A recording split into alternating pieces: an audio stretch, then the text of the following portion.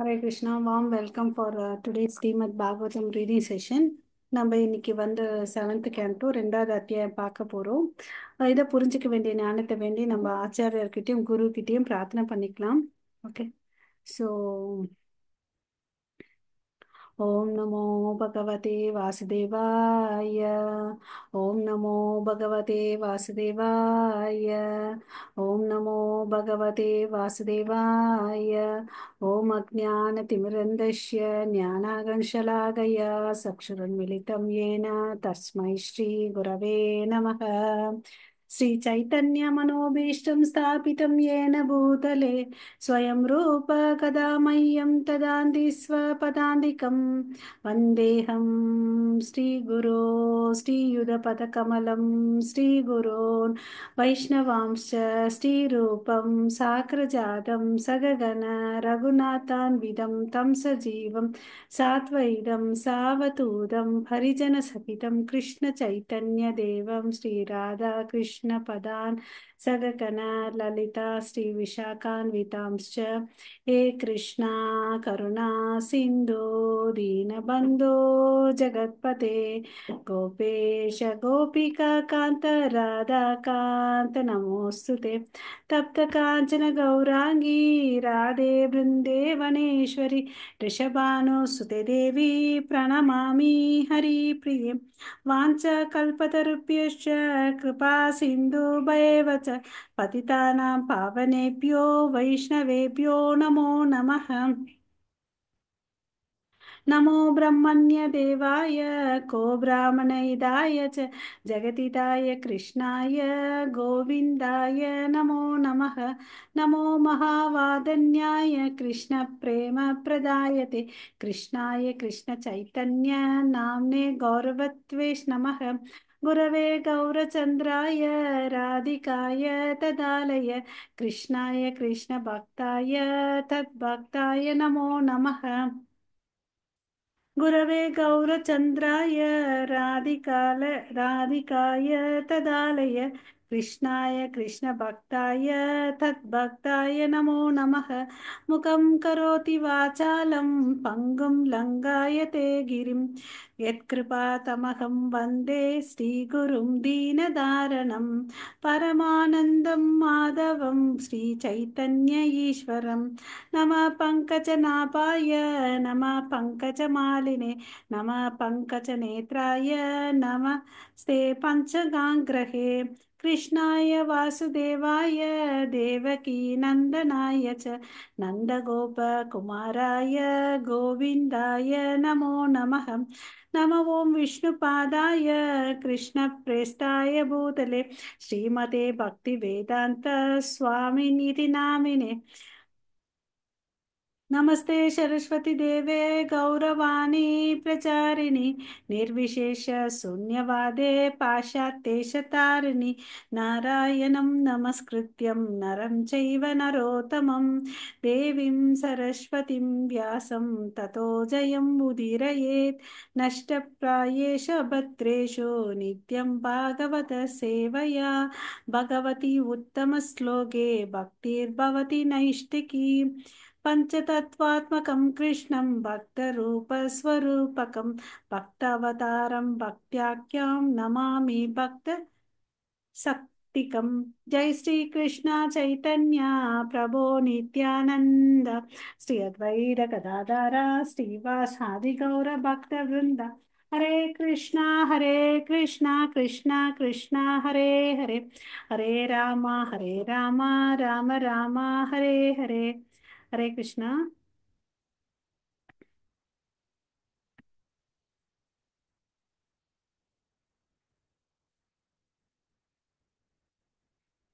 ஹரே கிருஷ்ண மாதாஜி. அவங்க கையில் பாகவதம் இருந்தால் ஏழாவது கேண்டோ எடுத்து வச்சுக்கோங்க மாதாஜி. ஏழாவது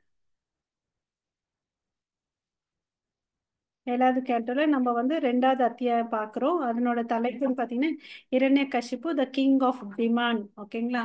ஸோ இதை நான் தமிழில் டிரான்ஸ்லேட் பண்ணிக்கிறேன். ம் ம்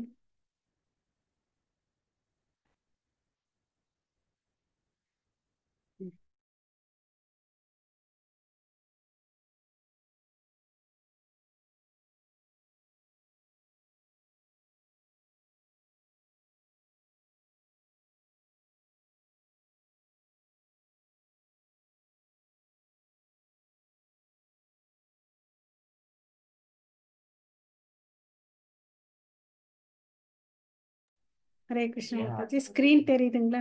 இது ஸ்கிரீன் தெரியுதுங்களா மாதாஜி? ஓகே.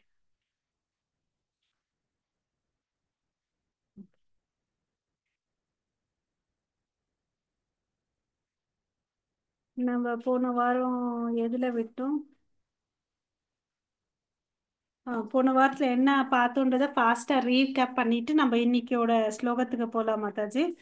அதாவது போன வாரத்துல வந்து இந்த அத்தியாயம் ஸ்டார்ட் பண்ணோம். இதுல வந்து இரண்யகசிப்பு வந்து ரொம்ப வருத்தப்படுறார். தன்னுடைய தம்பியை இரண்யாக்ஷனை வந்து வராக அவதாரம் எடுத்துட்டு கொன்னுட்டார் இல்லையா ஹரி. ஸோ அதனால ஹரி மேல வந்து இவர் கோவமா இருக்கார். தன்னுடைய குல எதிரின்னு நினைக்கிறார் இல்லையா. ஸோ நான் வந்து அவரை கொல்லணும்னு நினைக்கிறார். ஓகே. ஸோ ரொம்ப கோவமா இருக்காரு. ஸோ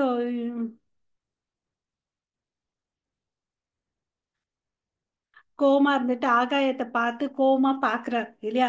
நான் அப்போ வந்து ரெண்டு விஷயத்த சொல்றார். நான் வந்து மேல போயிட்டு விஷ்ணுவை வந்து கொல்றேன். நீங்க போயிட்டு இந்த உலகத்துல போயிட்டு பிராமணர்களையும் பசுக்களையும் வதம் செய்யுங்க. பிராமணர்கள் யாரும் இது யாகங்கள் பண்ணாம பார்த்துக்கோங்க. இருக்கக்கூடிய எல்லா செழுமையான மரங்கள் எல்லாம் அழிச்சிடுங்க. ஸோ அப்போ வந்து யாகம் பண்றதுக்கு தேவையான கட்டைகள்லாம் கிடைக்காது. ஸோ பசு கொல்றதுனால நெய் எல்லாம் கிடைக்காது. வேதங்கள்லாம் யாகங்கள் பண்ண முடியாது. வேதங்கள் ஓதுறதுக்கு பிராமணர்களும் இருக்க மாட்டாங்க. ஸோ அதனால வந்து தேவர்கள் வந்து அது திருப்தி இல்லாம இருப்பாங்க. ஸோ அவங்க ஆல்மோஸ்ட் அவங்க செத்த மாதிரி இருப்பாங்க. ஸோ இதை நம்ம பண்ணலாம்னு சொல்லிட்டு அவங்க ரிலேட்டிவ்ஸ் எல்லாரையும் கூப்பிட்டு இன்ஸ்ட்ரக்ஷன் கொடுக்குறாரு இல்லைங்களா. ஸோ நீங்கள் அப்போ இது சொன்ன உடனே அவங்களுக்கு எல்லாம் ரொம்ப சந்தோஷம் ஆகுது. அவங்க என்ன பண்ணுறாங்க, இரண்ய கஷிப்புக்கு வந்து வணக்கத்தை தெரிவிச்சுட்டு போகிறாங்க. எல்லா இடத்துக்கிட்டு போயிட்டு எல்லாத்தையும் அழிக்கிறாங்கன்றதை பார்த்தோம் இல்லையா. ஸோ அப்போ இப்போ வந்து அவர் என்ன பண்ணுறாரு, இந்த இன்ஸ்ட்ரக்ஷன் கொடுத்துட்ட பிறகு ஆம், இப்போ வந்து ஹரே கிருஷ்ணா. ஆம்,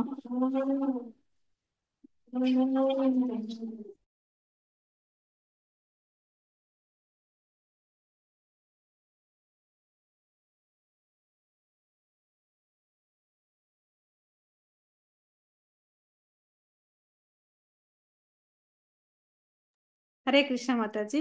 ஸோ அப்போ வந்து என்னாச்சு, அவங்க தம்பிக்கு வந்து ஈமக்கடன்லாம் பண்ணிட்டு அப்பா அப்பா அம்மா அவங்க மனைவிக்கும் அப்புறம் இருக்கக்கூடிய சொந்தக்காரர் எல்லாருக்கும் ஆஹ், ம், எல்லாருக்கும் வந்து என்ன சொல்றாரு, நம்ம வந்து ஆத்மா, நம்ம வந்து கவலைப்படக்கூடாது. யார் ஒருத்தவங்க வந்து பாத்தீங்கன்னா நம்ம இந்த உடல் எடுத்துட்டு வரோம், இந்த ஆயுட்காலம் முடிஞ்ச பிறகு நம்ம வேற உடலை தரிப்போம் அப்படின்னு சொல்லிட்டு ஆத்ம ஞானத்தை போதிக்கிறாருன்றதை பார்த்தோம் இல்லையா.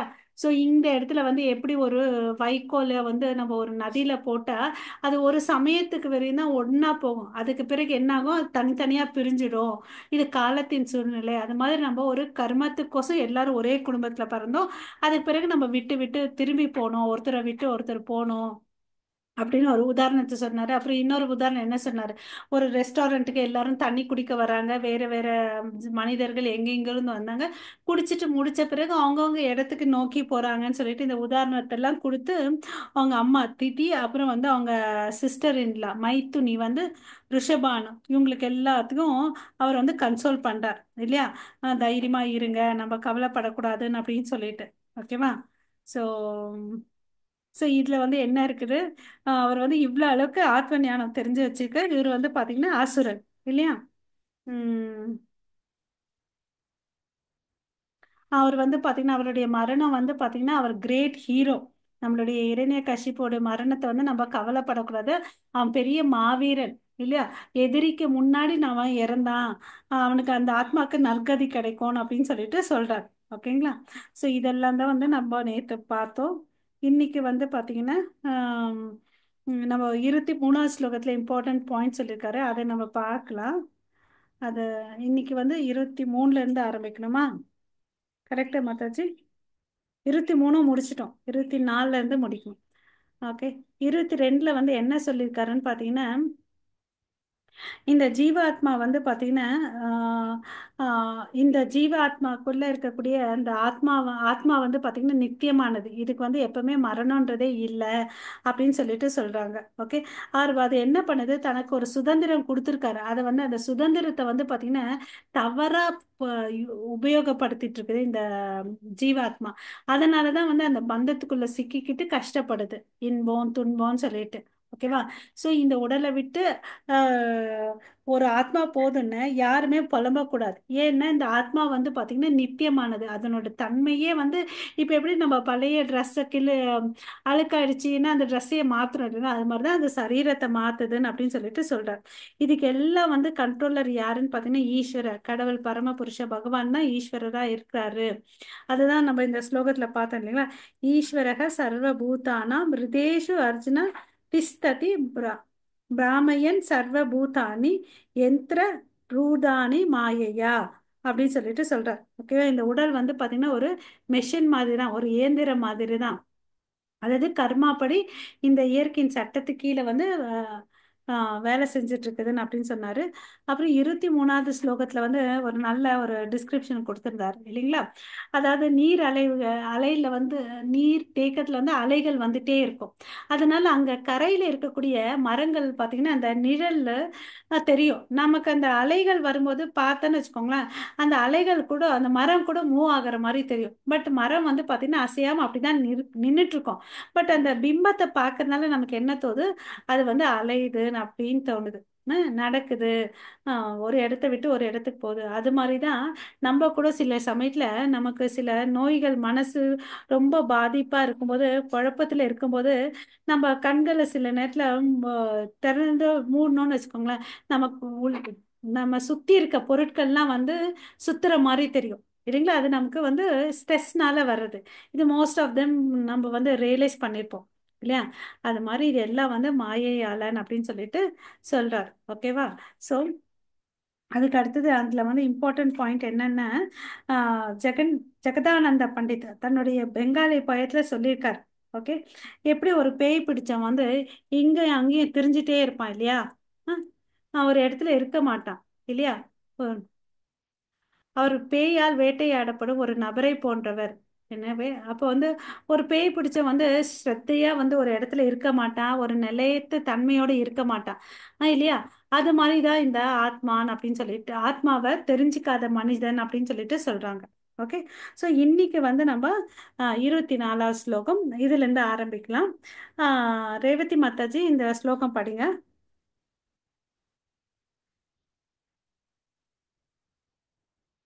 ஹரே கிருஷ்ணா மாதாஜி. வேற யாராவது படிங்க மாதாஜி. ஹரே கிருஷ்ணா. ராஜேஸ்வரி மாதாஜி. नामात यवां गुणैर्भ्राम्या मे मनसि अविकलं पुमान् यादि तत् साम्यदां पत्रे हैयलिङ्गो लिङ्गवन् इव हरे कृष्णा ஹரே கிருஷ்ணா. ஸோ இங்க என்ன சொல்றாருன்னா, அவர் வந்து இரண்யகசிப்பு தன் அம்மா கிட்ட வந்து சொல்றார். ஓகே. அவரோட அம்மா யாரு இப்பதானே சொன்னோம், யாராவது சொல்றீங்களா. தித்தி இல்லையா, தித்தி. ஓகே. ஸோ அவங்க அம்மா கிட்ட சொல்றாரு. அதாவது ஆஹ் மனசை வந்து சஞ்சலமா இருக்கும்போது ஜடையர்க்கின் குணங்களால் குணங்களின் இயக்கத்தால் மனம் வந்து கிளர்ச்சி அடையும் போது அந்த உயிர் வாழி நுட்பமான மற்றும் சூழ உடல்களின் பல்வேறு நிலைகளிலிருந்து விடுபட்டிருந்தாலும் தான் ஒரு நிலையிலிருந்து இன்னொரு நிலைக்கு மாறிவிட்டதாக நினைக்கிறான். இப்போ வந்து இந்த மனசை வந்து பார்த்தீங்கன்னா சஞ்சலமானது இல்லையா. ஸோ சஞ்சலமான மனசு வந்து பார்த்தீங்கன்னா தன்னுடைய ஏதோ ஒரு சூழ்நிலை வந்து கிளர்ச்சியால ஊட்டப்பட்டதுன்னு வச்சுக்கோங்க. அவன் என்ன நினைக்கிறான், நம்ம ஒரு நிலையிலிருந்து இன்னொரு நிலைக்கு மாறிவிட்டோம்னு சொல்லிட்டு அவன் நினைக்கிறான். இது எதனால, இந்த ஜட உலகத்தில் இருக்கக்கூடிய 3 குணங்களினுடைய காரணத்தால அவன் வந்து அப்படி ஃபீல் பண்றான். ஸோ அதுக்கு தான் வந்து பாகவதத்துல இருந்து ஒரு கோட்பாடு மறுபடியும் ஒரு ஸ்லோகத்தை வந்து ரெஃபர் பண்ணியிருக்காங்க. யஷ்யாத்மா புத்தி குணே அபி திரை துக்கி. அதாவது இந்த ஆத்மா இருக்கு இல்லையா, இந்த பூத உடலை கொண்ட ஆத்மா வந்து பாத்தீங்கன்னா திரை மூன்று மூன்று விஷயத்தை வச்சு தன்னை வந்து அடையாளப்படுத்துது. என்னன்னு பாத்தீங்கன்னா, நான் இந்த உடல் எப்படி அடையாளம் காமிக்குதுன்னு பாத்தீங்கன்னா, நான் இந்த உடல். ஓகே. எல்லாமே இந்த உடலுக்கு சம்பந்தப்பட்டது. இது எல்லாமே இந்த உடம்புல இருந்து வந்த ஆஹ், உறவு, இந்த உடம்புலால வந்து ஏற்பட்ட உறவுகள்னு சொல்லிட்டு ஃபர்ஸ்ட் தன்னை வந்து அடையாளம் கண்டுபிடிச்சுக்குது. நான் என் உடல், என் கிட்ட இருக்கிறவங்க எல்லாரும் என்னுடைய சொந்தக்காரர்கள் அப்படின்னு நினைச்சுக்கிறேன். அப்புறம் வந்து பாத்தீங்கன்னா ரெண்டாவது விஷயம் என்ன நினைக்குதுன்னு பாத்தீங்கன்னா, நான் பிறந்த இடத்தை வந்து வழிபாடுக்குரியதுன்னு அப்படின்னு நினைக்கிறாங்க. ஓகேவா? மூணாவதா வந்து பாத்தீங்கன்னா அது வந்து புனித யாத்திரைக்கு அந்த போறாங்க. அங்க போகும்போது அவங்க என்ன பண்றாங்கன்னு பாத்தீங்கன்னா, அங்க இருக்கக்கூடிய புனித நதியில போயிட்டு நீராடிட்டு வந்துடுறாங்க. இதுதான் இந்த மூணு விஷயங்கள் சொல்றாங்க. அதுதான் வந்து யஷ்யாத்மா புத்தி குணா குண அப்பி த்ரை தாத்துகே, த்ரை தாத்துகேன்னு சொல்லிட்டு ஃபர்ஸ்ட் லைன்ல சொல்றாங்க பாருங்க. இந்த மூன்று விஷயங்களை செய்யுது. பட் அவன் என்ன பண்ணணும், அங்க புனித யாத்திரைக்கு எந்த இடத்துல போறானோ அங்க இருக்கக்கூடிய ஆன்மீக குருவை பார்த்துட்டு அந்த இடத்தின் மகிமையில தெரிஞ்சுக்கிட்டு அங்க நமஸ்காரம் பண்ணணும். அப்புறம் ஆத்ம வாழ்க்கையின் தத்துவத்தை புரிஞ்சுக்கணும். அதுதான் வந்து உண்மையான மனுஷன் அவன் பண்றது. பட் இவன் வந்து என்ன பண்ணா, போயிட்டு குளிச்சுட்டு வரான். நான் குளிச்சா வந்து என் பாவம் போகணும் அப்படின்னு சொல்றான். அப்படி செய்யறவன் வந்து பாத்தீங்கன்னா ஒரு பசு ஒரு கழுதை போலவன் அப்படின்னு சொல்லிட்டு சொல்றாங்க. ஓகேயா? உண்மையான மனிதன் வந்து ஆத்ம ஞானம் அடையணும்.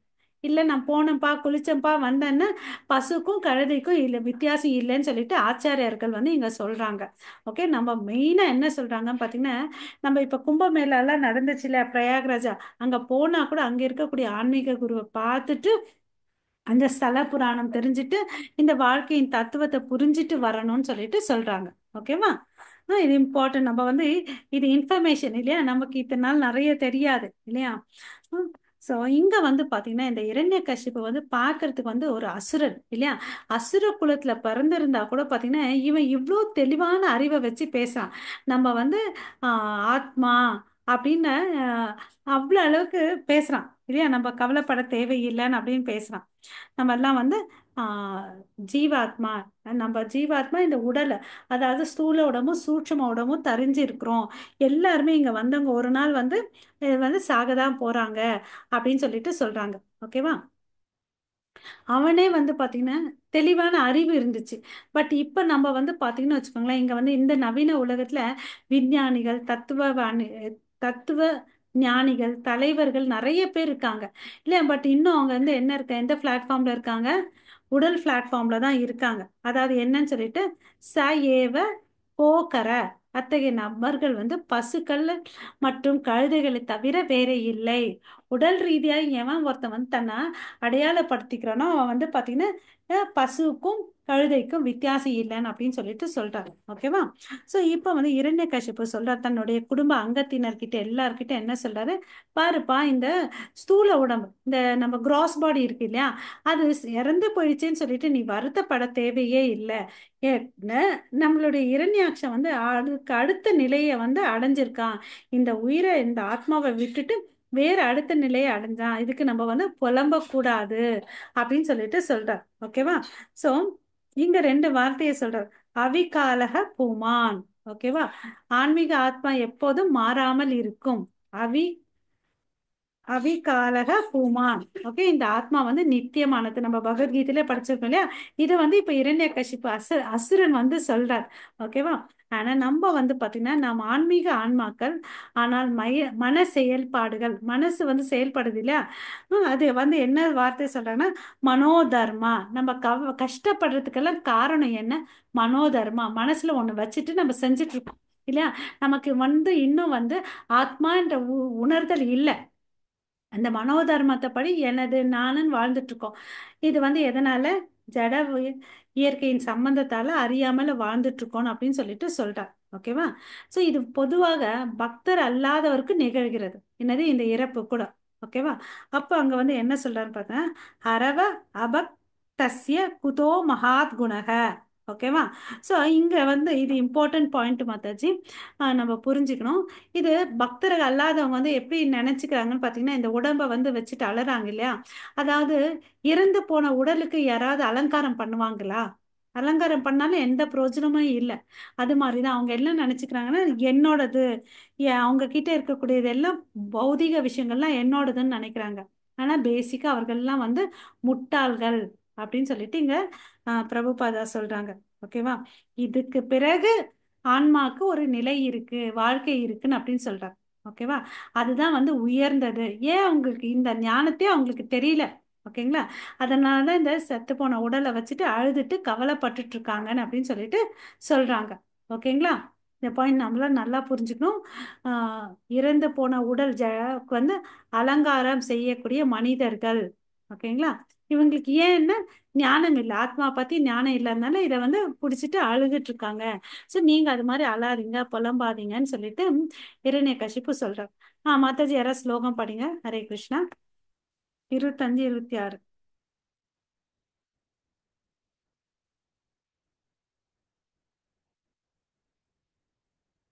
மாதாஜி, ராஜேஸ்வரி மாதாஜி யாரும் படிக்கலைன்னா நீங்களே படிங்க.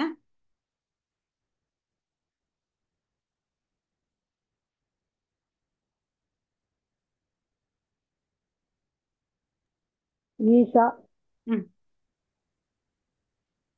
ईशा ईशा आत्मविपर्यासो सय्यलिङ्गे लिङ्ग पावना एष प्रिय प्रिया योगो योग योगः कर्म समश्रुति सम्भवस्य विनाशस्य योगस्य विविधः संवृतः अविवेकस्य सिन्धास्य विवेकास् विवेकास्मृतिर्येव स हरे कृष्णा. ஹரே கிருஷ்ண மாதாஜி.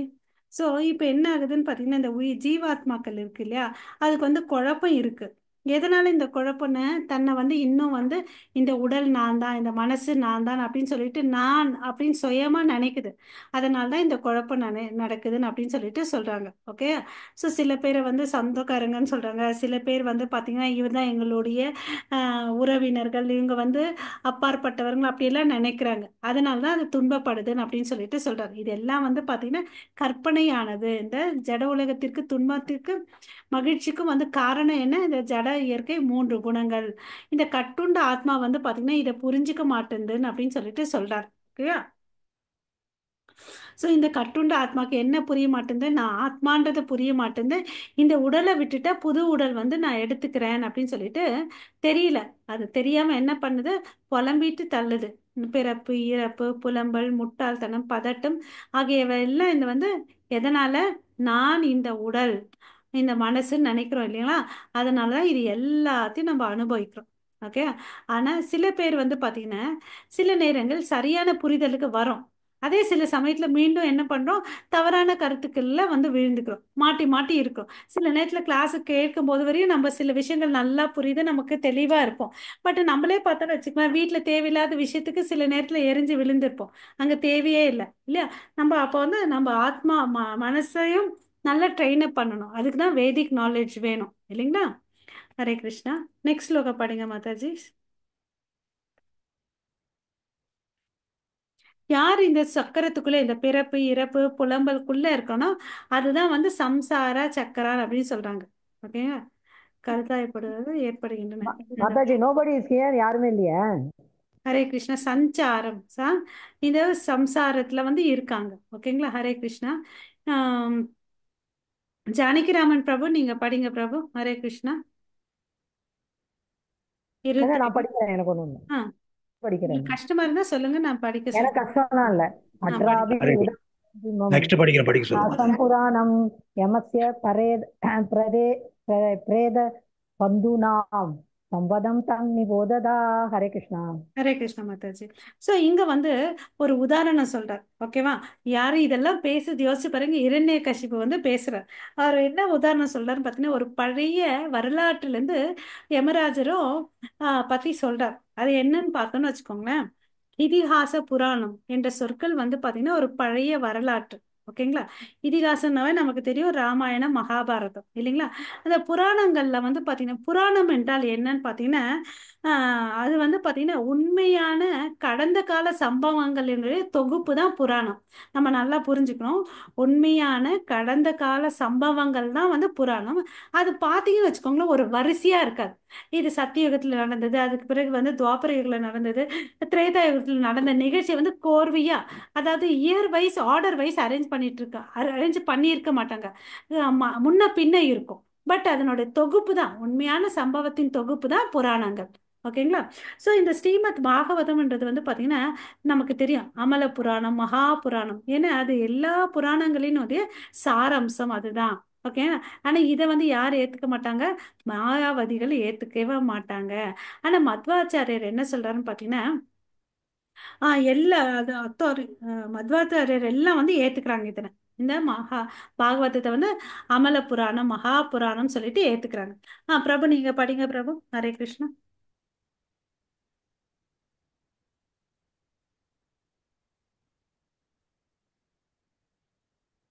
ஜானகி ராமன் பிரபு.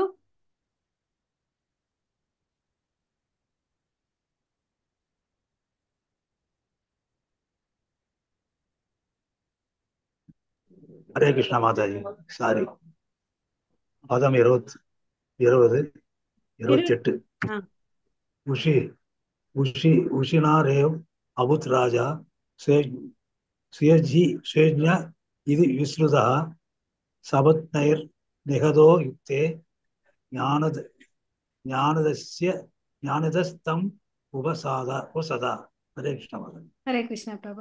இங்க பாத்தீங்கன்னா இந்த ஸ்லோகத்துல என்ன சொல்லியிருக்காங்க பாத்தீங்கன்னா உசினரா ஃபர்ஸ்ட் வார்த்தை இருக்குல்ல, அந்த உசினரா தேசத்துக்கு வந்து பாத்தீங்கன்னா சூயக்ஞா அவர் வந்து அரசரா இருக்கார். அவர் வந்து பாத்தீங்கன்னா தன்னோட எதிரிகளால யுத்தம் பண்ணும்போது அவர் வந்து இறந்துடுறாரு. ஓகேங்களா? இவர் இறந்துட்டாருன்னு சொல்லிட்டு அங்க இருக்க மக்கள்கள், அவங்க நண்பர்கள், மனைவி எல்லாம் வந்து அழுதுட்டு இருக்காங்க. ஓகேவா? இந்த இன்சிடென்ட்ஸ் ஞாபகம் வச்சுக்கோங்க. அதுக்கு அடுத்த ஸ்லோகம் யாராவது வாசிங்க. 3 ஸ்லோகம் இருக்கு. ஹரே கிருஷ்ணா.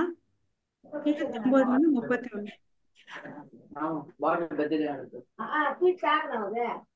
படிக்கலாமா? படிக்கிறேன். படிங்க மாதாஜி. விசிர்ண ரத்ன கவச்சம் விப்ரஷ்ட பாரணக ரஜம் சரா நிர்பின்ன ஹிருதயம் சயனம் அஸ்வகாவிலம். நெக்ஸ்ட் இது பண்ணுங்க, ஸ்க்ரோல் ஆ பண்ணுங்க. ஆ ஸ்ரீ நரேந்திரம் விதினா ததா கிருதம் பதிம். ஹைடா இருக்கு மாதாஜி. ஆ ஆ மாதாஜி. ஹைடா இப்ப இருக்கு. ம்.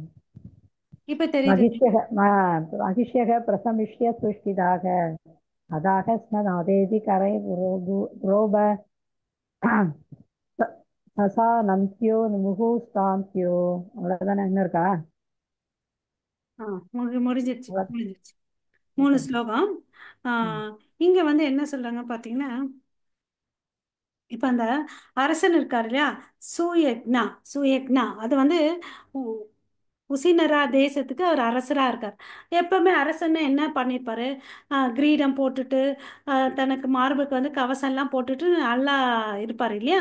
ஸோ இப்போ வந்து அவருடைய கோலம் எப்படி இருக்குன்றதை இங்க வந்து வர்ணிக்கிறார் இந்த பொருளுரையில. மொழிபெயர்ப்புல பார்க்கலாம். அவருடைய பார்த்தீங்கன்னா தங்க நகைகள் அணிந்த கவசம் எல்லாமே வந்து உடைஞ்சு போயிருக்கு. யுத்தத்துல வந்து போராளி சண்டை போடும்போது எல்லாத்தையும் உடைச்சிருவாங்கல்ல, அவங்கவுங்க கதை கத்தி கபடம் எல்லாம் வச்சு சண்டை போடும்போது இதெல்லாம் உடைஞ்சிருக்கும். அது மாதிரி இந்த சூயக்னா அந்த அரசனுடைய அணிகலன்கள் கவசம் எல்லாம் உடைஞ்சிருக்கு. அப்போ வந்து பாத்தீங்கன்னா கீழே இருக்கு அவங்களுடைய ஆபரணங்கள் மாலைகள் எல்லாம் வந்து கீழே விழுந்துட்டு இருக்குது. அவருடைய தலைமுடி அந்த கவசம் வந்து கீழே விழுந்ததுனால தலைமுடி கூந்தல் எல்லாம் வந்து சிதறி இருக்குது. கண்கள் வந்து பிரகாசம் இல்லாம இருக்கு. ஓகே. எப்படி பிரகாசம் இருக்கு? அங்க உயிரே இல்லையே, இல்லை இல்லையா? இந்த தேகத்துக்கு எது இம்பார்ட்டன்ட்? அந்த ஸ்பிரிச்சுவல் ஸ்பார்க் ஆத்மா தானே இம்பார்ட்டன்ட். அது இல்லைன்னா அது வந்து பிரகாசம் இருக்காது. அதனால அவருடைய கண்கள்ல பிரகாசம் இல்லை. கொல்லப்ப கொல்லப்பட்டு மன்னர் வந்து போர்க்களத்துல வந்து படுத்துட்டு இருக்கார். ஓகேவா? அவர் உடல் முழுவதும் பார்த்தீங்கன்னா ரத்தத்தால வந்து நனைஞ்சிருக்கு. ஏன்னா அவர் எதிரிகளுடைய அம்பு இருக்கு இல்லையா, அவருடைய இதயத்தை வந்து தொலைச்சிருக்கு. ஸோ அந்த அவர் இறந்து போன அந்த வீரத்தை காட்ட விரும்பினார். எப்படி தன்னோட வீரத்தை காமிக்கிறாருன்னா, நம்ம சில செயல்கள் நான் அப்படின்னு நினைச்சிட்டு இருக்கும்போது நம்ம என்ன பண்ணுவோம்? பல்ல கடிப்போம். பல்ல தன் உதட்டால கடிப்போம் இல்லைங்களா? அது மாதிரி அந்த பொசிஷன்ல இறந்திருக்காரு. ஸோ இதுல இருந்து என்ன தெரியுது அவருக்கு? நான் என்ற எண்ணம் அவருக்கு இருக்குன்றது தெரியுது இல்லையா? ஸோ அவருடைய முகம் வந்து அழகா தாமரை பூ போல இருந்துச்சு. பட் இப்போ வந்து எப்படி ஆச்சு? கருப்பா இருந்துச்சு. கருப்பா இல்லாம அந்த தூசியால அந்த போர்க்களத்துல இருக்கக்கூடிய மண்ணால வந்து ஃபுல்லா அப்பி இருந்துச்சுன்னு அப்படின்னு சொல்றாங்க. மண்ணு ஃபுல்லா வந்து முகத்துல பரவப்பட்டு இருந்துச்சுன்னு சொல்றாங்க. ஸோ அவருடைய சண்டை போடக்கூடிய வாள் மற்றும் ஆயுதங்கள் அவரது கைகள் வெட்டப்பட்டு உடைக்கப்பட்டன. அவங்களுடைய கை கால் எல்லாம் வெட்டப்பட்டிருக்குது. அப்படி இருந்தாலும் அவருடைய கையில வந்து ஆயுதங்கள் இருக்கு. உஷினரா மன்னர் என் ராணிகள் வந்து பாத்தீங்கன்னா அவர் இப்படி செத்து போய் கிடக்கிறத பார்த்துட்டு அழறாங்க. ஐயோ நீங்க வந்து உங்களை வந்து கொல்லிட்டாங்களே, நீங்க உங்களை கொன்னுட்டாங்களே, நாங்களும் வந்து எங்களையும் வந்து கொன்னணும் அப்படின்னு சொல்லிட்டு அழ ஆரம்பிக்கிறாங்க. ஸோ இந்த வார்த்தைகளை ஒரு முறை ரெண்டு முறை சொல்லல, பல முறை சொல்றாங்க. ஸோ இந்த அவருடைய அரசனுடைய காலடியில வந்து அவங்க மனைவிமார்கள்லாம் உட்காந்துட்டு தன் மார்பில் உட்காந்து அடிச்சிட்டு அடிச்சிட்டு அலறாங்க. இந்த அலறல் சத்தம் வந்து பாத்தீங்கன்னு வச்சுக்கோங்களேன், அப்படி இருக்கு, பயங்கரமா இருக்கு, திருப்பி திருப்பி சொல்றாங்க.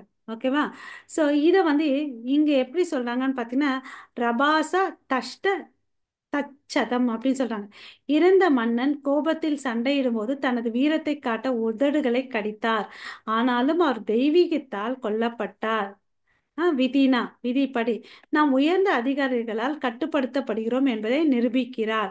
ஸோ இங்க வந்து என்ன தெரியுது, அரசன் வந்து பாத்தீங்கன்னாலும் அரசன் வந்து எவ்வளவு அளவுக்கு பாதுகாப்பு இருக்கும் இல்லையா, அவனுடைய கோட்டை, அவனுடைய அரியாசனம், அவனுடைய கூட மாளிகைகள், அப்புறம் எத்தனை ஒரு காவலாளர்கள்லாம் இருக்கிறாங்க. அவர் நேரா போய் முன்னாடி நிக்க மாட்டார், அதுக்கு முன்னாடி காலாட்படை, குதிரைப்படை, யானைப்படை எல்லாமே இருக்கும். அதுக்கு பிறகு ரத படையெல்லாம் இருக்கும். இவ்வளோ பேர் இருந்து என்ன ஆச்சு, இந்த அரசன் வந்து கொல்லப்பட்டார். அப்பன்னா என்ன, நம்ம எவ்வளவுதான் பிளான் பண்ணாலும் நமக்கு மேல ஒருத்தர் இருக்காங்க, அவர்தான் அந்த உயர்ந்தவர். யார் தான், அவர் தான் வந்து சுப்ரீம். ஓகே, அதை நம்ம புரிஞ்சுக்கணும். அதை இங்க வந்து கடவுள் வந்து நிரூபிக்கிறாரு. ஓகே, ஸோ தனிப்பட்ட விஷயமா ஒருத்தர் முயற்சிக்கிறாங்கன்னு வச்சுக்கோங்களேன், அது வந்து உயர்ந்தது அல்ல. ஸோ நம்ம யாருக்கு சரணாகதி ஆகணும், பரமனின் கட்டளைக்கு வந்து கீழ்ப்படிந்து அவர்கிட்ட வந்து சரணாகதியே அடைஞ்சு அதுக்கு ஏத்த மாதிரி அவருடைய கட்டளைப்படி நம்ம வாழ்க்கையை நம்ம வாழணும்னு சொல்றார். ஓகேவா? ஸோ நம்ம இங்க வந்து அவர் வந்து சொல்றார், யமதர்மராஜர் வந்து இப்ப பின்னாடி பேச போறார் பாருங்க. ஸோ இப்படிதான் வந்து அந்த மன்னனுடைய வாழ்க்கை ஆச்சு. 32ஆம் ஸ்லோகம் படிங்க. ஹரே கிருஷ்ணா.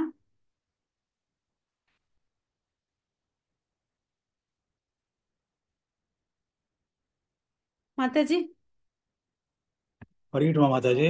படிங்க பிரபு, படிங்க. ருத ருதாத்ய உச்சை தாங்கிரி பங்கஜம் சிஞ்சந்திய ஆசிரை குங்குமாருணை விஸ்ரஸ்த கேஷாரணம் சுஜன்னன் நாகிருஷ்ண நாயகன். ஹரே ஹரே கிருஷ்ணா பிரபு. ஸோ இங்க வந்து பாத்தீங்கன்னா இந்த ராணிகள், அந்த யக்னாவுடைய ராணி, மன்னனுடைய ராணிகள் எல்லாம் வந்து ரொம்ப சத்தமா அழுறாங்க. அழுறதுனால கண்ணில் தார தாரையா தண்ணீர் வருது. அது வந்து பாத்தீங்கன்னா மார்பு மேல விழுந்து, அந்த மார்பு மேல அவங்க வந்து பாத்தீங்கன்னா குங்கும பொடி, சிவந்த குங்கும பொடியை வந்து அந்த மார்பு மேல பூசி இருக்காங்க. அந்த கண்ணீர் வந்து அந்த பவுடர் மேல விழுந்து அந்த தண்ணீர் வந்து பாத்தீங்கன்னா சிகப்பு கலரா மாறிடுது. அது வந்து அந்த இறந்து போன மன்னனுடைய தாமரை பாதங்கள்ல விழுது அப்படின்னு சொல்றாங்க. அந்த ராணிமார்களுடைய தலையெல்லாம் வந்து பாத்தீங்கன்னா கலைஞ்சிருக்கு. பிரபு மியூட் பண்ணிக்கோங்க, சத்தம் வருது. ஸ்லோகம் வாசிச்சுட்டு மியூட் பண்ணிக்கோங்க. ஸோ அவங்களுடைய தலைமுடியும் கசிஞ்சிருக்கு. அவங்க வந்து அணிந்திருக்க ஆபரணங்களும் வந்து பார்த்தீங்கன்னா உதிர்ந்து போயிருக்குது. ஸோ அவங்க வந்து ரொம்ப பாவமாக இருக்காங்க. ஓகே, மற்ற இதயங்களை அவங்கள பார்க்கறதுக்கே இன்னொருத்தர் யாரை பார்த்தாலும் அவங்கள பார்த்தா அனுதாபம் வரும். அந்த மாதிரி இந்த ராணிகள்லாம் வந்து பார்த்தீங்கன்னா புலம்புறாங்க. ஓகேங்களா? ஹரே கிருஷ்ணா. 33ஆம் ஸ்லோகம்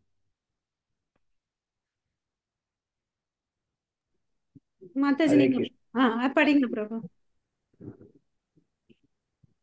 हरे अहो कृष्ण। अहो विधात्र करुणान प्रभो नः प्रभो पवन படிங்க மாதா படிங்க. अहो विदार्थ करुणेन नः प्रभो भवन् प्रणिदो अकोसरं दशाम् उशिनारायणम् अशिवृद्धिता पुरा कृतो दुनयेन सुसाधनः। हरे कृष्ण माताजी, thank you. Hare Krishna Mataji. So இங்க என்ன சொல்றாங்கன்னு பார்த்தீங்கன்னா, அரசரே நீங்க வந்து பார்த்தீங்கன்னா இந்த கொடுமையான சண்டையில இருந்து வந்து உங்களை வந்து தாக்கப்பட்டாங்க. இந்த உங்களுடைய ராஜ்யத்துல இருந்து வந்து இங்க வந்து நீங்க இல்லை. முன்னெல்லாம் நீங்க இருந்தீங்க, அதனால நாங்க எப்படி இருந்தோம், மகிழ்ச்சியாக இருந்தோம். ஆனா இப்ப வந்து நீங்க என்ன, இங்க இல்லை. அதனால வந்து நீங்க இல்லாத இடம், அந்த இடத்துல வந்து பார்த்தீங்கன்னா எங்களுக்கு சந்தோஷம் இல்லை. இந்த இந்த ராஜ்யம் உங்களது தான். இந்த உசினரான்ற ராஜ்யம் வந்து இங்க தான். இங்க வந்து பாத்தீங்கன்னா உங்களுடைய மக்கள் வந்து சந்தோஷமா இருந்தாங்க இல்லையா? ஏன்னா எல்லா வாழ்வாதாரம் உங்களை தான் நம்பி இருந்தாங்க, நல்ல அரசன்னு சொல்லிட்டு. பட் இப்ப நீங்கவே இல்லை, அதனால எங்களுக்கு மகிழ்ச்சி இல்லைன்னு அப்படின்னு சொல்லிட்டு சொல்றாங்க. 34வது படிங்க. ஹரே கிருஷ்ணா. दया घृदञ्चेन वयमपि पते कदर्विना स्यामहूह मेन मेनत मेनते तत्रानुयाद्दववीर पादयो सुश्रुतदिनास्यत्र जिष्णयत्र हरे कृष्ण ஹரே கிருஷ்ணா மாதாஜி. ஸோ இங்க வந்து என்ன சொல்றாரு ராஜா, நீங்க தான் எங்க வாழ்க்கையில வந்து பெரிய ஹீரோவா இருந்தீங்க. இப்போ வந்து பாத்தீங்கன்னா எங்களுக்கு நல்ல ஒரு கணவரா இருந்தீங்க, நல்ல நண்பராகவும் இருந்தீங்க.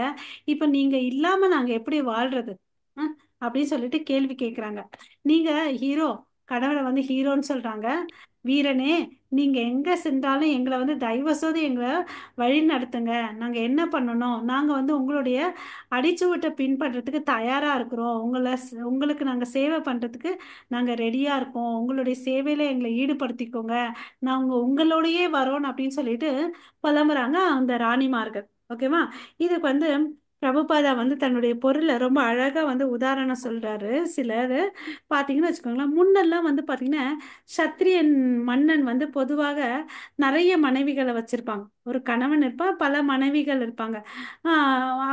குறிப்பா அந்த மன்னன் வந்து போர்க்களத்துல இருந்துட்டான்னு வச்சுக்கோங்களேன், அந்த ராணிமார்களும் கூட இருந்துடுவாங்க. அதுக்கு பெயர் என்னன்னு பாத்தீங்கன்னா சகாமரணன்னு சொல்லிட்டு சொல்றாங்க. இங்க வார்த்தை இருக்கு பாருங்க, சகாமரணன். ஏன்னா அவங்களும் ஏத்துக்கிறாங்க, தன் கணவன் இறந்துட்டான், நாங்களும் போய் இறந்துடுறோம், எங்களுக்கு வாழ்க்கை வேணாம்னு சொல்லிட்டு அவங்களும் வந்து ஏத்துக்கிறாங்க அந்த வாழ்க்கைய. இது மாதிரிதான் நமக்கு தெரிஞ்ச கதை இது. பாண்டு மகாராஜாக்கு நமக்கு தெரியும் எல்லாருக்கும் ரெண்டு மனைவி இருக்காங்கன்னு. ஒருத்தங்க வந்து குந்தி தேவி, இன்னொருத்தங்க வந்து மாதிரி. அவருக்கு வந்து பாத்தீங்கன்னா சாபத்தால வந்து குழந்தை பெற்றுக்கிட்டா வந்து இறப்பாரு, அந்த செயலில் ஈடுபட்டான்னு ஒரு சாபம். அப்போ வந்து நல்ல அரசாட்சி பண்ணிட்டு வந்தார் இல்லையா அஸ்தினாபுரத்தை. ஸோ கொஞ்ச நாளும் வந்து வனத்துக்கு போகலான்னு சொல்லிட்டு இருக்கிறாரு. ஓகேவா? அப்போ வந்து பார்த்தீங்கன்னா குந்தி மாதா கிட்ட எல்லாம் கொஞ்சம் டைம் ஸ்பெண்ட் பண்ண முடிஞ்சிச்சு. குந்தி மாதாவுக்கு ஒரு ஆசீர்வாதம் இருக்கு, என்னன்னு யாரை நினைச்சாலும் அவங்களுக்குள்ள அவங்க மூலியமா அவங்களுக்கு வந்து ஒரு குழந்தை பிறக்கும்னு சொல்லிட்டு இல்லையா? அப்படி நினைச்சு பிறந்த 3 குழந்தை தான். யார் யாரு? யுதிஷ்டா. யாருக்கு பிறந்தாரு? யுதிஷ்ட மகாராஜா. யமதர்மன். யமதர்மா. பீமா.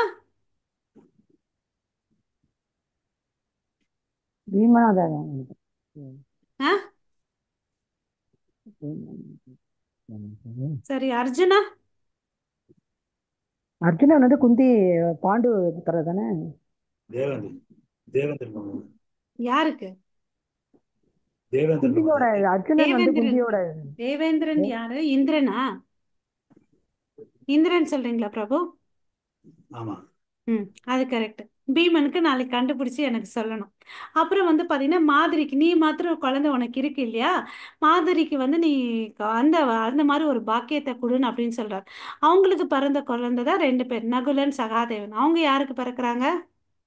குந்தி மாதா யாரை நினைச்சுக்கிறாங்க அது மாதாஜி, ராஜேஸ்வரி மாதாஜி. குந்தி மாதா வந்து அவங்களுக்கு ஒரு ஆசீர்வாதம் இருக்கு, வரம் இருக்கு. யாரை நினைச்சுக்கிறாங்களோ அவங்களுக்கு வந்து அந்த குழந்தை பிறக்கும். தர்மராஜாவை நினைச்சுக்கிறாங்க, தர்மம் வேணும் அந்த நாட்டுக்கு அப்படின்னு சொல்லிட்டு. அதனால யுதிஷ்ட மகாராஜா பிறக்கிறார். நாளைக்கு நீங்க பதில் சொல்ல வேண்டியது பீமன் எப்படி பிறந்தாருன்றது சொல்லணும். ஓகேவா? சோ இது அஸ்வினி மாதிரி குமார். என்னங்க பிரபு? அஸ்வினி குமாரர்கள் அவங்க 2 நகுல சகாதேவன். நகுரு, அது கரெக்ட். சூப்பர் பிரபு, சூப்பர். ஓகே. ஸோ இது மாதிரி இங்க இந்த 2 பேர்ல வந்து அவங்க என்ன டெசிஷன் பண்றாங்கன்னா, மாதிரி வந்து ரொம்ப கில்ட்டா ஃபீல் பண்றாங்க. ஏன்னா அவரோட அவங்க சம்மந்தம் வச்சுட்டு அதனால தான் அவர் இறந்து போயிடுவார். நான் இறந்துடுறேன், நீங்க வந்து மாதாஜி 5. பீமர் வந்து வாயுபுத்திரரா? வாயுபுத்திரரா? ம், கரெக்ட். கரெக்டா? கரெக்ட். சூப்பர். ஸோ இப்போ வந்து நான் இறந்துடுறேன், நான் வந்து அந்த உடன்கட்டை ஏறிடுறேன், நீங்கள் வந்து இருந்து 5 பசங்க வளருங்கன்னு சொல்லிட்டு ஒரு அவங்களுக்குள்ள ஒரு அண்டர்ஸ்டாண்டிங் இருந்து மாதிரி வந்து பாண்டுவோட இறந்து போயிடுறாங்க. பாண்டு இறக்குறாங்க, அந்த நெருப்பில் வந்து மாதிரி வந்து விழுந்துடுறாங்க. குந்தி மாதா 5 பசங்களை வந்து வளர்ப்பாங்க. ஓகேவா? இந்த மரணத்துக்கு தான் வந்து சகா மரணம் அப்படின்னு சொல்லிட்டு சொல்றாங்க. ஓகேவா? இப்போ நாட்பட நாட்பட இந்த சகா மரணம் வந்து படிப்படியாக மாறிடுச்சு. ஓகேவா? ஸோ ஆஹ் இப்போ வந்து இங்க ஒரு விஷயத்தை எழுதியிருக்காரு. கடந்த 50 ஆண்டுகளில் ஒரு மருத்துவரின் மனைவி தனது கணவர் இருந்தவுடன் உடனடியாக தானாக முன் வந்து மரணத்தை ஏற்றுக்கொள்வதை நான் கண்டிக்கிறேன். ஓகேவா? இப்போ அப்படிலாம் இல்லை. ஓகேவா? முன்ன வந்து பார்த்தீங்கன்னா அப்போ உடன்கட்டை எரிதல் இருந்துச்சு.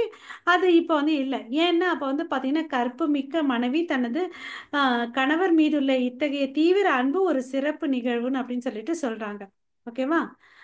35வது ஸ்லோகம் படிங்க. ஹரே கிருஷ்ணா. यवां यवां विलापतिनां वै परिकुरुष मृदं नदीम् अनिच्छदिनां विकारम् अर्गो कं सन्निया वर्तदा.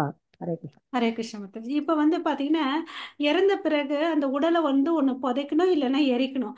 இந்த ரெண்டு விஷயத்தையும் பண்ண விடாம இந்த ராணிமார்கள்லாம் வந்து அந்த இறந்த உடலை வந்து தன்னோட மடியில வச்சுட்டு ஓன்னு அழுதுட்டு இருக்காங்க. ஓகேவா? சூரியன் பார்த்தா அந்த பக்கம் மறையுது. ஸோ அந்த தகனம் பண்ணணும் இல்லையா?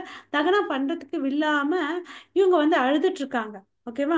ஸோ வேத முறைப்படி என்னன்னு பார்த்தீங்கன்னா சூரியன் மறைவுக்கு, அதாவது ஒரு பகல்ல ஒரு மனிதன் வந்து இறந்துட்டான்னு சூரியன் மறையறதுக்கு முன்னாடி அவனுடைய உடலை வந்து தகனம் பண்ணணும். அது புதைக்கிறாங்களோ எரிக்கிறாங்களோ அது பண்ணணும். இன்கேஸ் ஒருத்தன் இரவுல இறந்துட்டான்னு வச்சுக்கோங்களேன், சூரிய உதயத்திற்கு முன்பே அவனுடைய இறுதி சடங்கு பண்ணணும்னு அப்படின்னு சொல்லிட்டு சொல்றாங்க. ஸோ இங்க வந்து பாத்தீங்கன்னா புலம்பி அழுதுட்டு இருக்காங்க. அது எடுக்கிறதுக்கே விட மாட்டேன்றாங்க. ஓகேவா? அந்த உடல் வந்து சுயமா எனதுன்னு நினைச்சு அலறாங்க. ஓகே, இதுல இருந்து என்ன தெரியுது? அந்த பெண்கள் ராணிமார்கள்லாம் வந்து மாயையால பிடிபட்டிருந்து முட்டாள்தனமா இருக்கிறாங்கன்றத வந்து தெரியுது. ஓகேவா? பொதுவா பெண்கள் வந்து பாத்தீங்கன்னா குறைந்த புத்திசாலிகள் அப்படின்னு சொல்லிட்டு சொல்றாங்க. ஓகேவா? ஸோ அறியாமைனால இந்த ராணிமார்கள்லாம் வந்து இப்படி பண்ணிட்டு இருக்காங்கன்னு அப்படின்னு சொல்லிட்டு சொல்றாங்க. ஓகேவா? ஸோ அதுக்கு அடுத்தது ஆஹ் இந்த சுயத்தை பத்தி யாரு தெரிஞ்சுக்கலாம், அவங்க எப்படியாப்பட்டவங்கன்னு சொல்லிட்டு இங்க மறுபடியும் பிரபுபாதா வந்து ஒரு கம்பாரிசன் கொடுக்குறாரு. அது கோன்னா பசு, காரா கழுதை, பசுக்களுக்கும் கழுதைகளுக்கும் ஒப்பானவர்னு அப்படின்னு சொல்லிட்டு சொல்றாங்க. நம்ம இந்த வில்லேஜ் சைடெல்லாம் இது பார்ப்போம். அதாவது கண்ணுக்குட்டி இறந்துருச்சுன்னு வச்சுக்கோங்களேன், அந்த கண்ணுக்குட்டி மாதிரி ஒரு பொம்மை செய்வாங்க, இல்லை அந்த கண்ணுக்குட்டி பக்கத்துல நிக்க வைப்பாங்க அம்மா பசு பக்கத்துல. ஏன்னா அது பால் கொடுக்காது இல்லையா? ஸோ அந்த தோலை வச்சு ஒரு பொம்மை பண்ணுவாங்க, வைக்கோல் வச்சுட்டு அந்த ஆஹ், கண்ணுக்குட்டி தோல் போட்டு சின்ன பசு குட்டி மாதிரி பொம்மை செஞ்சு பக்கத்தில் வைப்பாங்க. அது பார்த்தா நக்கிட்டு இருக்கும் அந்த கண்ணுக்குட்டி, அதுக்கு தெரியாது அது இறந்து போயிடுச்சுன்னு சொல்லிட்டு. அப்போ என்ன பண்ணுவான், அந்த பாலில் வந்து கறந்துப்பாங்க. ஸோ இது மாதிரி இருக்கு இவங்க பண்றது. இவங்க வந்து முட்டாள்தனமா எவ்வளோ அளவுக்கு முட்டாளா இருக்கிறாங்கன்றத தெரியுது. ஓகேவா? ஸோ இந்த உடல் வந்து நம்ம அல்லன்றது இந்த தெரியல எவ்வளோ அளவுக்கு முட்டாள்தனமா இருக்காங்க அப்படி. இவங்க மாத்திரம் இல்லை, சாதாரண வந்து மனிதர்கள் மாத்திரம் இல்லை, சுயமா நினைச்சுக்கிறாங்க. ஈவன் யோகிகள் கூட பார்த்தீங்கன்னா நம்மளுடைய குரு இறந்துட்டாருன்னு சொல்லிட்டு அவங்க நினைக்க மாட்டாங்க. இல்லை இல்லை, அவர் வந்து ஆழ்ந்த தியானத்துல சமாதியில இருக்காருன்னு நினைப்பாங்க. அப்போ ஒரு நாள் என்ன ஆகும், செத்த உடம்ப வச்சுட்டு இருந்தா ஒரு நாள் இல்லைன்னா அடுத்த நாள் என்ன ஆகும், கெட்ட வாசனை வரும் இல்லையா? அப்ப அந்த அழுகிய வாசனை வரும்போது அவங்க வந்து அதை வந்து எரிப்பாங்க அப்படின்னு சொல்லிட்டு சொல்றாங்க. ஸோ நார்மலா இருக்கக்கூடிய மனிதர்களும் இவ்வளோ அறியாமையில் இருக்காங்க, யோகின்னு சொல்லிட்டு இருக்கிறவங்களும் இவ்வளோ அளவுக்கு அறியாமையில் இருக்காங்க அப்படின்னு சொல்லிட்டு இங்க பிரபுபாதா மென்ஷன் பண்றாங்க. ஓகே, இப்ப இருக்கக்கூடிய மனிதர்கள் இருக்காங்க இல்லையா, நவீன காலத்துல இவங்க எப்படியாப்பட்டவங்கன்னு பார்த்தீங்கன்னு வச்சுக்கோங்களேன், இந்த வந்து உரைப்பெட்டின்னு இருக்கு இல்லையா, ஃப்ரீசிங் பாக்ஸ் எடுத்துட்டு வந்திருக்காங்க. உடல்ல வந்து ஃப்ரீசிங் பாக்ஸ்ல வச்சுட்டு நாங்க வந்து ஸ்டோர் பண்றோம், ஒரு நாள் இல்லைன்னா ஒரு நாளைக்கு இந்த உடலுக்கு நாங்க மறுபடியும் வந்து உயிர் கொடுப்போம்னு சொல்லிட்டு அவங்க வந்து ப்ரிசர்வ் பண்ணி வைக்கிறாங்க இப்ப இருக்கக்கூடிய விஞ்ஞானிகள் சொல்லிட்டு இங்க பிரபுபாதா சொல்றார். ஓகேவா? ஸோ இது வந்து பாத்தீங்கன்னா இந்த பிரச்சனை வந்து இன்னைக்கு நேத்து இல்ல, இரண்ய கசிப்பு காலத்திலேயே இருக்குதுன்னு அப்படின்னு சொல்லிட்டு சொல்றார். ஓகேவா? இரண்யகசி அப்பனா என்ன, மில்லியன் கணக்கான ஆண்டு வருஷத்துக்கு முன்னாடி இவ்வளவு அளவுக்கு மனிதர்கள் வந்து இந்த சரீரத்து மேல பற்று வச்சிருக்காங்க, அவ்வளவு அளவுக்கு அறியாமையில இருக்காங்க இல்ல, அந்த உடல்ன்ற தேக பற்றுதலோட இருக்காங்க, மனோ தர்மத்தை வந்து ஃபாலோ பண்ணிட்டு இருக்காங்க இல்லையா? ஆனா வாழ்க்கையில வந்து இது இந்த உடல் அல்ல, நம்ம வந்து ஆத்மான்றதை நம்ம தெரிஞ்சுக்கணும் இல்லைங்களா? ஸோ இந்த அரசிகள்லாம் என்ன நினைச்சிட்டு இருக்காங்க, கணவரின் சடலத்துடன் தாங்கள் இறந்து விடுவோம் என்ற பயத்தில் ராணிகள் இந்த இறந்த உடலை எரிப்பதற்கு ஒப்படைக்க விருப்பம் இல்லை என்பது தெளிவாக தெரிகிறது. ஓகேங்களா? அவர் இறந்துட்டு நாமளும் இறந்துடுவோம், ஸோ அப்படின்னு நினைச்சிட்டு இதுக்கு ஒத்துக்க மாட்டேன்றாங்க. ஓகேங்களா? அதுக்கு அடுத்த ஸ்லோகம் பார்க்கலாம். ஹரே கிருஷ்ணா. ஹரே கிருஷ்ணா மாதாஜி. தத்ரஹ ஹரே கிருஷ்ணா. பிரேத பண்டு நாம் ஆஸ்ருத்ய பரிதேவிதம் ஆகதன் பாலகோ பூத்வா யம ஸ்வயம் உபகதா. ஹரே கிருஷ்ணா. ஹரே கிருஷ்ணா. ஸோ இங்கே இவ்வளோ அளவுக்கு சத்தம் போட்டு ஆர்ப்பாட்டம் போட்டு அழுறதுனால யாருக்கு போய் கேட்குது? யமஸ்வயம் உபகதகா, அதாவது யமலோகத்துக்கே இந்த சத்தம் போய் கேட்குதான். ஸோ என்னடா பண்ணுறதுன்னு சொல்லிட்டு யம தர்மராஜாரு ஒரு சின்ன பையன் மாதிரி வராரு அந்த இடத்துல. ஏன் சின்ன பையனாக வராருன்னா, எப்பவுமே இந்த சின்ன பசங்களுக்கு அவங்க நினச்ச இடத்துக்கு போகலாம் இல்லையா? ஏன் அவங்களுக்கு வந்து ஒரு கட்டுப்பாடே இருக்காது. அவன் வந்து பார்த்தீங்கன்னு வச்சுக்கோங்களேன், ஒரு அரசவைக்கு போகலாம், அவனுக்கு ஒரு பர்மிஷனே தேவையில்லை. அது சின்ன குழந்தைப்பான் அப்படின்னு சொல்லிட்டு விட்டுடுவாங்க இல்லையா? அதனால தான் இங்கே வந்து பார்த்தீங்கன்னா யமதர்மர் ஒரு சின்ன பையன் வேஷத்தில் வரார். வந்துட்டு சொல்றார். ஓகே. ஸோ ஒரு கட்டாயம் எல்லாருக்குமே இருக்குது, இந்த உடலை விட வேணுன்ற ஒரு கட்டாயம் இருக்குது. பட் டைமு தான் தெரியாது இல்லையா? ஸோ இந்த மாதிரி இந்த உடலை வந்து இந்த அரசர் விட்டு இருக்காருப்பா. யமராஜரின் தீர்ப்புப்படி வேறொரு உடலுக்குள் நுழைய வேண்டும் கட்டாயம். எப்பவுமே இந்த ஆத்மா இந்த உடலை விட்டுடுச்சுன்னா அதுக்கு என்ன கட்டாயம் நிபந்தனை? இன்னொரு உடம்புக்கு போகணும் இல்லையா? அதுக்கு என்ன பண்ணணும்? அப்போ அங்கே இருக்கக்கூடிய உடலை வந்து தகனம் பண்ணணும். நீ எரிக்கிறியோ புதைக்கிறியோ அதை விட்டுடு. அப்படி பண்ணலன்னு வச்சுக்கோங்களேன், அந்த ஆத்மா வந்து இங்கேயே பேயா ஒலாத்திட்டு இருக்குன்னு சொல்லிட்டு இங்க பிரபுபதா எழுதுறார். ஓகேங்களா? ஏன் அதை பண்ணலன்னு வச்சுக்கோங்களேன், அது வந்து இங்க வந்து பேயா அலைஞ்சிட்டு இருக்கும். ஏன்னா அதுக்கு வேற ஒரு உடல் இருக்கு, அது எடுக்கிறதுக்கு விடாம இங்க வந்து ஆஹ் திரிஞ்சிட்டு இருக்கும். இடைக்காலத்தில் அது ஒரு பேயாக உள்ளது. ஓகேவா? ஸோ அது வந்து வெளியே உயிரை விட்ட பிறகு ஒரு பக்தி உள்ளவராக இருந்தால் யமராஜா அவருக்கு நிவாரணம் அளிக்க அவருக்கு மற்றொரு உடலை கொடுப்பார். அவனுடைய கணக்குப்படி, பாவ புண்ணிய கணக்குப்படி இன்னொரு உடம்ப வந்து யமராஜார் கொடுக்குறாருன்னு அப்படின்னு சொல்லிட்டு இங்க வந்து பிரபுபாதம் மென்ஷன் பண்றார். ஓகே. ஸோ அது எதுக்கு இன்னொரு உடம்ப கொடுக்கறது? நீ ஒழுங்கா வாழ்க்கையை புரிஞ்சிட்டு நடக்கணும் அப்படின்றதுக்கோசம் இல்லையா? அதை விட்டுட்டு நீங்க இப்படி இருந்தீங்கன்னா இவர் பேயதாமா சுத்துவாருன்னு அப்படின்னு சொல்லிட்டு சொல்றார். அதுக்கு அடுத்த ஸ்லோகம் படிங்க பிரபு. இந்த புலம்பெல்லாம் எதனால காரணம்? இந்த உடம்பு மேல வச்சிருக்க பற்றுதனால. ஓகே, இப்ப யமராஜர் பேசுறாரு இந்த ஸ்லோகத்துல இருந்து. யாராவது வாசிங்க. ஹரே ஹரே கிருஷ்ணா. கிருஷ்ணா. ஸ்ரீ யம உவாச. யம உவாச்ச அகோ அகோ அமிஷாம் வயசாதிகானாं விபாஷ்யதாं லோகவிதிः விமோகம் யாத்ர கதா கதா மனுஷ்யாं ஸ்வயம் சாதுர்மயா அபி. ஹரே கிருஷ்ணா. ஹரே கிருஷ்ணா. யமா வந்து இப்ப என்ன குட்டி பையனா வந்திருக்காரு. இப்ப அவர் என்ன பேசுறாரு? நீங்க என்ன இது, எவ்வளோ ஆச்சரியமா இருக்கு, என்ன விட பெரியவங்க நீங்க உங்களோட வாழ்க்கையில வாழ்ந்திருக்கீங்க, எவ்வளோ வருஷம் வாழ்ந்திருக்கீங்க. எத்தனையோ நூற்றுக்கணக்கான ஆயிரக்கணக்கான உயிரினங்கள் வந்து பிறக்குது இறந்துருக்கு. நம்ம தெருல எத்தனை நாய்க்குட்டி பூனைக்குட்டி பிறந்து இறந்துருக்கு இல்லையா? நம்ம வீட்டுல எத்தனை கொசு எல்லாம் இறக்குது. ஏன் நீங்க வந்து இதை வந்து இப்படி புலம்பி தள்ளிட்டு இருக்கீங்க? எனக்கு வந்து இது ஏன் உங்களால புரிஞ்சுக்க முடியல அப்படின்னு சொல்லிட்டு கேட்குறார். ஓகே. ஸோ இப்போ பிறந்தவங்களுக்கு எல்லாருக்கும் இறப்புன்றது இருக்கு இல்லையா? இது ஏன் உங்களால புரிஞ்சுக்க முடியலன்னு சொல்லிட்டு ரொம்ப வந்து ஆச்சரியமாவும் இருக்கு அவருக்கு. யமனுக்கு வந்து குழப்பமாவும் இருக்கு. ஏன்னா இந்த ஆத்மாக்கள் எப்படி இருக்காங்கன்னா கட்டுண்ட ஆத்மாவா இருக்கிறாங்க. அவங்களுக்கு வந்து என்ன தெரியல, இறந்த பிறகு இன்னொரு இடத்துக்கு போக போறோம் என்ற விஷயம் இவங்களுக்கு புரியல. யாருக்குமே வந்து ஒரு எக்ஸப்ஷன் இல்லை. எல்லாரும் வந்து இந்த விதிக்கு உட்பட்டவர் தான். யாருக்கும் விதி விலக்கு இல்லை. யாரும் வந்து இறக்காம இருக்க போறாங்களா? இல்லவே இல்லை. ஓகே. இது ஏன் தெரியாம இவங்க தேவையில்லாம புலம்பிட்டு இருக்காங்கன்னு சொல்லிட்டு யம தர்மராஜா கேக்குறார். நெக்ஸ்ட் படிங்க. ஹரே கிருஷ்ணா. படிங்க. யுதிஷ்டர் கூட இதே தான் கேக்குறாரு. கரெக்ட் பிரபு. அதுல யுதிஷ்டர். அந்த இதுல இருக்கும்போது காட்டுல ஒரு வருஷம் இருக்காங்க அஜ்ஞாதவாசம். அந்த குளத்துல தண்ணி குடிச்சிட்டு அவங்க தம்பிங்க எல்லாம் மயக்கத்துல இருக்காங்க. இவர் போய் தான் அதை மீட்டுறாரு. அதிசயம் என்னன்னா இதான் சொல்றாரு. அவர் கூட உலகத்துல எப்ப பார்த்தாலும் செத்துதான் இருக்காங்க, இருக்கிறவங்க வந்து சாகலன்ற மாதிரி எப்பவுமே நினைச்சிருக்கலாம் ம். அப்படின்ற மாதிரி சொல்லி. கரெக்ட் பிரபு. அதாவது நமக்கு வந்து நம்ம என்ன நினைச்சுக்கிறோம்னா, நான் வந்து இறக்க மாட்டேன், அந்த பாவனை வந்து எல்லாருக்குமே இருக்கு நமக்கு. அது வந்து நமக்கு இன்னும் அந்த அறியாமலே இருக்கிறோம். நம்ம நம்ம தெருவிலே வந்து எத்தனையோ பேர் இறப்பாங்க. இருந்தாலும் வந்து இங்க இந்த இடத்துல வந்து மரணம்ன்றது இருக்குதுன்றது தெரியாம தெரியாத விஷயம் போல நடந்துட்டு இருக்காங்க.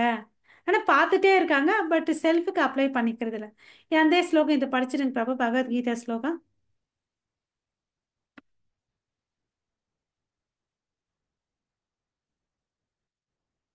ஹரே கிருஷ்ணா. ஹரே கிருஷ்ணா. அவ்யக் அவ்யக்தாதினி பூதானி வியக்த மத்தியானி பாரத அவ்யக்த நிதானனி ஏவ தத்ரகா பரிதேவா. Hare Krishna. So okay, thank you பிரபு. ஸோ இங்கே என்ன சொல்கிறான்னு பார்த்தீங்கன்னா, இந்த உலகத்தில் எல்லாமே கடவுளால் தான் படைக்கப்பட்டது. அது வந்து பார்த்தீங்கன்னா சில விஷயங்கள் வந்து நல்லா வந்து வெளிப்படுது. இங்கிலீஷில் சொல்லணும்னா மேனிஃபெஸ்டட் அண்ட் அன்மேனிஃபெஸ்டட். இதுக்கு தமிழ்ந்த உகர்ந்த வார்த்தை என்ன? வெளிப்படம். ஒன்று வெளிப்படுகின்றன, வெளிப்படாமல் இருக்கிறன. Okay, manifested and unmanifested. நல்லா தெரியறது வந்து வெளிப்படுகின்றன அப்படின்னு சொல்றாங்க.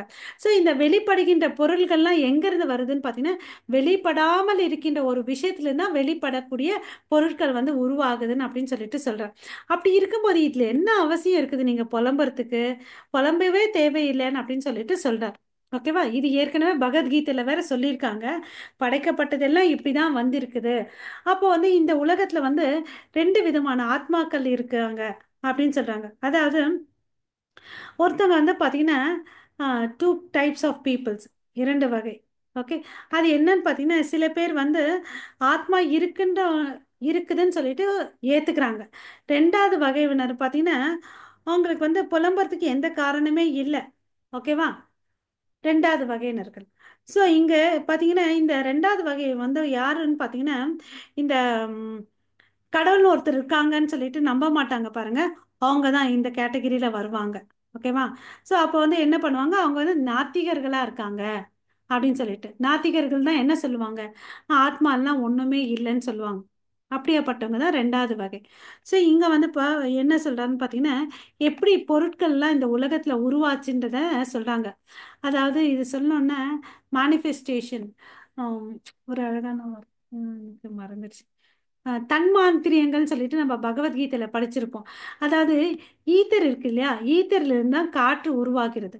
காற்றிலிருந்து எது உருவாகுது? நெருப்பு. நெருப்பிலிருந்து பார்த்தீங்கன்னா நீர் வருது. நீரிலிருந்து பூமி வெளிப்படுகிறது. பூமியிலிருந்து என்ன வருது? பல வகையான மரங்கள், மலர்கள்லாம் வருதுன்னு அப்படின்னு சொல்றாங்க. ஸோ தோன்றாதவற்றிலிருந்து தான் ஒரு பொருள் தோன்றுது. ஓகேவா? அப்போ என்ன ஆகுது, அது ஆட்டோமேட்டிக்காக ஒரு நாள் போய் மறைஞ்சு அழிய போகுது. இதுக்கு எதுக்கு புலம்புறீங்க அப்படின்னு சொல்லிட்டு சொல்றாங்க. ஓகேவா? ஸோ இங்கே வந்து பார்த்தீங்கன்னா, நம்ம இருக்கக்கூடிய உலகத்தில் வந்து வானளாவிய கட்டடங்கள்லாம் வந்து கட்டுறாங்க. அது எங்கேருந்து கட்டினாங்க? தானாக வந்துடுச்சா? இல்லை இல்லையா, இந்த பூமி மேலே அது வந்து பிளான் பண்ணி கட்டினாங்க. அதே ஒரு நிலநடுக்கம், ஏதோ ஒரு பேரழிவு வந்துருச்சுன்னா என்ன ஆகும்? அந்த அந்த அந்த வானளாவிய கட்டடங்கள், ஸ்கைஸ்கேப்பர்னு சொல்கிறோம் இல்லையா, அதெல்லாம் வந்து அடிஞ்சு தூள் தூளாக ஆயிடுது இல்லையா? ஆ அது மாதிரி தான் இதுக்கு எதுக்கு புலம்பணும், என்ன காரணம் இருக்குன்னு அப்படின்னு சொல்லிட்டு சொல்றார். ஓகேவா? எல்லாமே இங்கிருந்து தான் எடுக்கப்பட்டது, இது இங்கிருந்தே வந்து அது போகுது அப்படின்னு சொல்லிட்டு சொல்றார். ஓகேவா? ஸோ இன்னும் பகவத்கீதையில் வந்து என்ன சொல்றாங்க பார்த்தீங்கன்னா, அந்த வந்த இமே தேகா அப்படின்னா என்ன அர்த்தம்? இந்த சரீரம் வந்து பார்த்தீங்கன்னா அழியக்கூடியது. இந்த ஜட உடலால், பஞ்சபூதங்களால் ஆனதுதான் இந்த சரீரம், கிராஸ் பாடி. இது வந்து அழியக்கூடியது, இயற்கையாகவே தெரிஞ்சிச்சு. அப்போ எதுக்கு நீங்கள் வந்து அலறீங்க? அப்புறம் பார்த்தீங்கன்னா இன்னொரு வார்த்தை சொல்ற, நித்தியஸ் யோக்த சரீரீனக. ஓகேவா? ஸோ பட் இந்த ஆத்மா இருக்கு இல்லையா, அது நித்தியமானது. இந்த சரீரம் வந்து அழியக்கூடியது, ஆத்மா வந்து பார்த்தீங்கன்னா நித்தியமானது. எப்படி ஒருத்தன் வந்து உடம்ப ட்ரெஸ்ஸை வந்து சேஞ்ச் பண்ணுறனோ, அது மாதிரி தான் இது உடலை வந்து சேஞ்ச் பண்ணிகிட்டே போயிருக்குது. இன்னும் பிரபுபாதா ஒரு உதாரணம் கொடுக்குறேன். நம்ம வந்து கனவு காண்றோம். அந்த கனவுல வந்து பார்த்தீங்கன்னா, நம்ம வந்து ஏரோப்ளேனில் இல்லை ஆகாயத்தில் பறக்கிற மாதிரி இருக்கலாம், இல்லை ஒரு தேரில் போகிற மாதிரி இருக்கலாம்.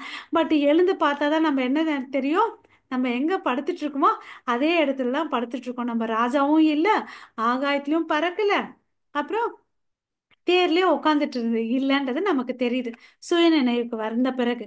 ஆமாவா இல்லையா? ஹரே கிருஷ்ணா.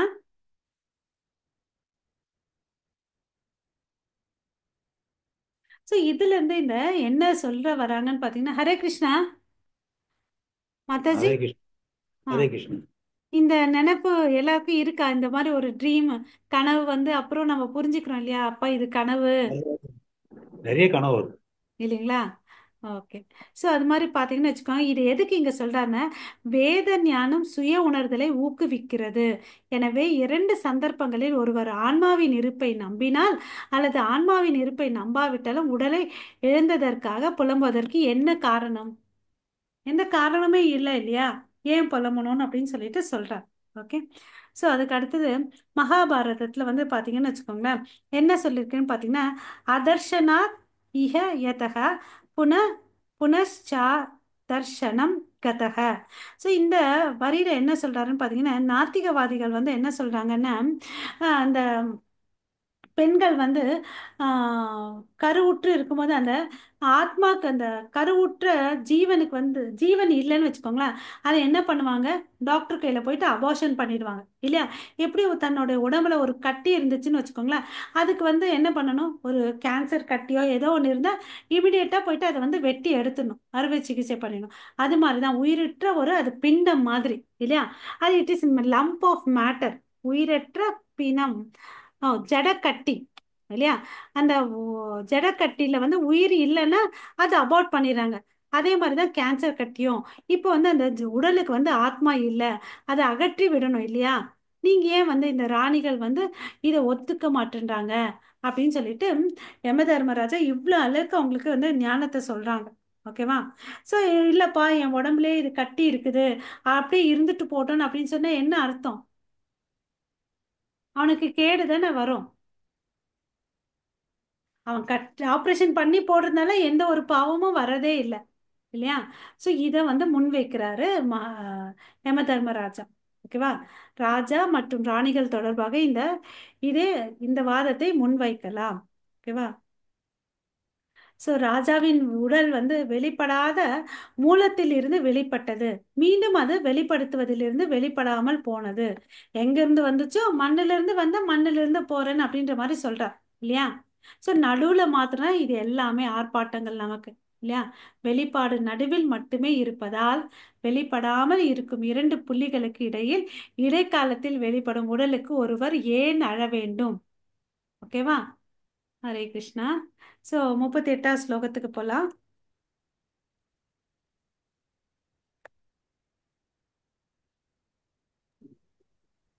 ஹரே கிருஷ்ணா மாதாஜி.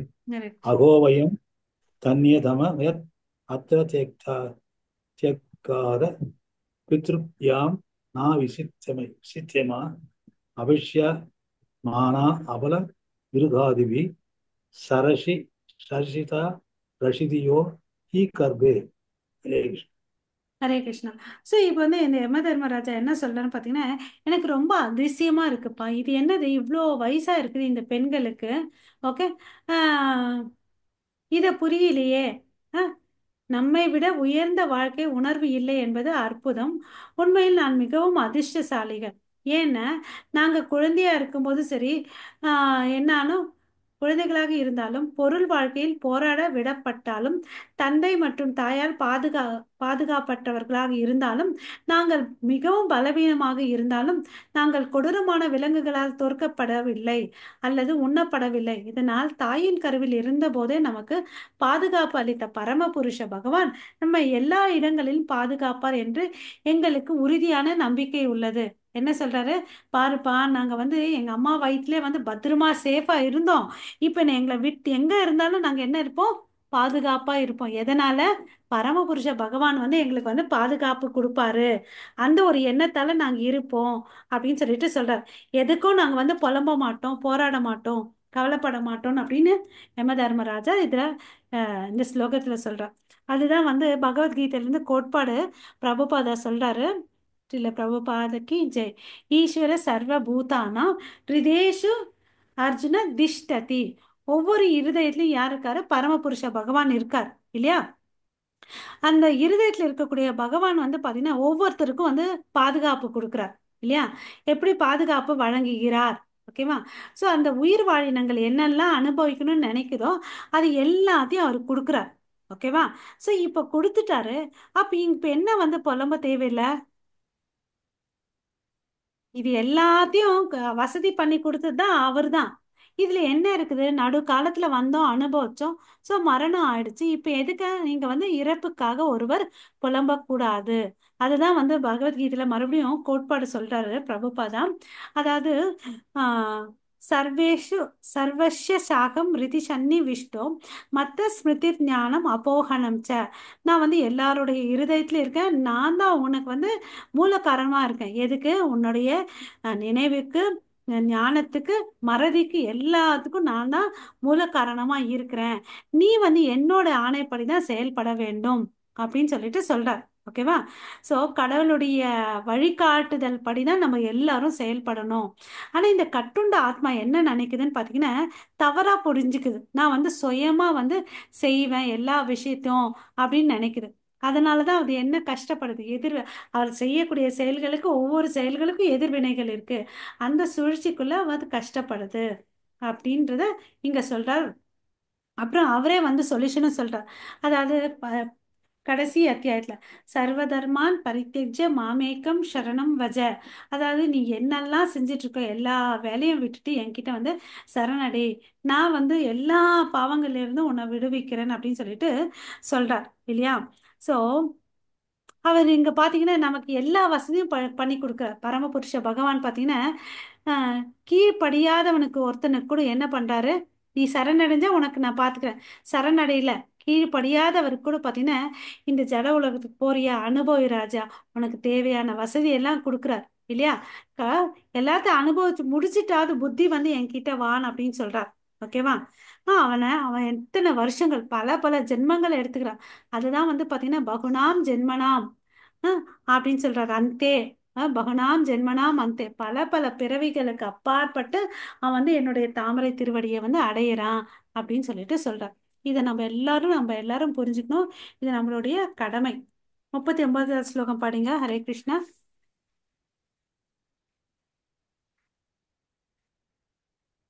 ஹரே கிருஷ்ணா. சைடாயிடுச்சு. ரேவதி மாதாஜி.